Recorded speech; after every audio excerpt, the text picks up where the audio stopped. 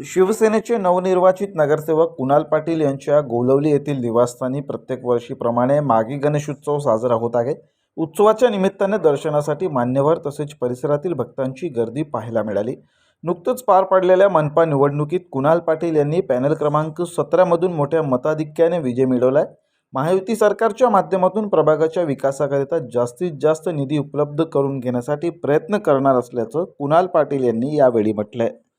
अनेक वर्षापासून मागी गणेश उत्सव माझ्या घरी साजरा होत असतो। माझे वडील स्वर्गीय दिनकर शेठ पाटील यांच्या माध्यमातून ही प्रथा चालू झालेली आहे आणि ती प्रथा कायमस्वरूपी चालू राहील।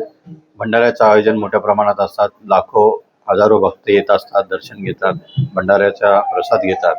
आता तुम्ही पाहिलंच असेल, सिनियर साहेब पण येऊन गेले। त्याचप्रमाणे असे अधिक मोठे लोक येऊन जातात, दर्शन घेऊन जातात। नुकतंच निवडणुका पार पडलेल्या आहे, महायुतीला चांगलं यश मिळालेलं आहे। आपण ही चांगल्या मताधिक्याने निवडून आलेला आहे, तर या आपल्या प्रभागासाठी किंवा कल्याण मंडळीसाठी गणपती चरणी काय प्रार्थना करत? गणराया चरणी प्रार्थना हेच करेन की आमची महायुती सरकार जी आलेली आहे त्यांच्या माध्यमातून महापौर बसेल, सभापती बसेल आणि त्या माध्यमातून आमचे राज्याचे उपमुख्यमंत्री एकनाथराव शिंदे साहेब, डॉक्टर खासदार श्रीकांत शिंदे साहेब यांच्या माध्यमातून निधी जेवढा आणता येईल माझ्या प्रभागासाठी तेवढा निधी मी आणून माझा परिसर कसा स्वच्छ होईल, चांगला होईल, सुंदर होईल, डेव्हलपमेंट कसं होईल त्याच्यावर मी जास्तीत जास्त लक्ष देणार।